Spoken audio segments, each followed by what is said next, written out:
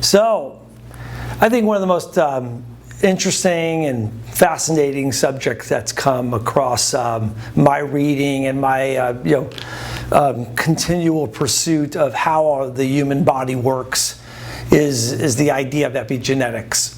Dr. Bruce Lipton's work on this subject is unbelievable. This website used to actually have a video of Dr. Lipton giving some TED Talks. By all means, I encourage you to go to YouTube and put in Dr. Bruce Lipton and watch it from the man himself. Great speaker, passionate researcher, and is doing really just a ton of work. But if you go back into our understanding of the genome itself and of genes, it seemed that there was a hierarchy, and Dr. Lipton talks about this, where DNA used RNA to make proteins to make us. So there was a hierarchy where DNA was at the top of the ladder. But as you can see with the word epigenetics, above the genes, there's something even more.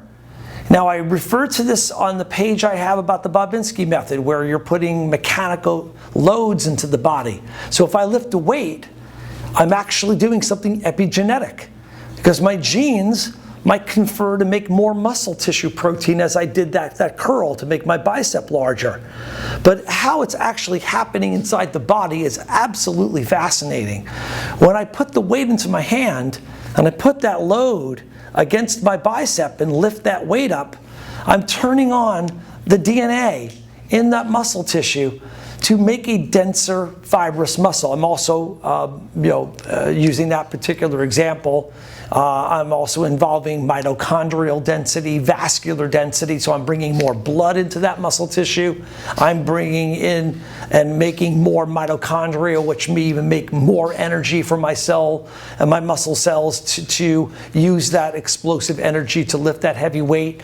All of this is happening in a process of epigenetics.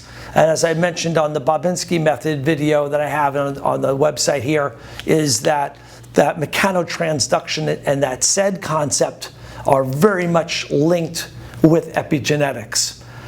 Now, this takes us into realms that go far beyond just my ability to lift a weight and make my muscles stronger and to impart change into the genes. The science of epigenetics shows us a process called methylation occurs. So DNA is this unbelievable library repository of information, but not all pages of that dictionary are open at the same time, or that encyclopedia are open at the same time. The pages are only opened when we need them. The body is fairly efficient in that it's not going to have every gene being read at the same time. We're only using the genes that we need. So how does that happen? Well, if I think happy thoughts, believe it or not, there are happy hormones flowing through my body, and from happy hormones changes the cellular content downstream by virtue of epigenetics. This stuff sounds like it's something out of science fiction, but it's not. Dr. Lipton's work on this subject is fascinating in showing how negative emotions create a negative chemistry inside our body and negative genetic outcomes. So it goes very deep. I want you guys to explore the concept of epigenetics so that you can live a long, healthy life free of having to take all these pills that everybody wants you to take, or go out and spend your hard-earned money on supplements you don't need or on things that you don't need. So again, great subject, epigenetics, Dr. Bruce Lipton. So again, go out there, enjoy the journey.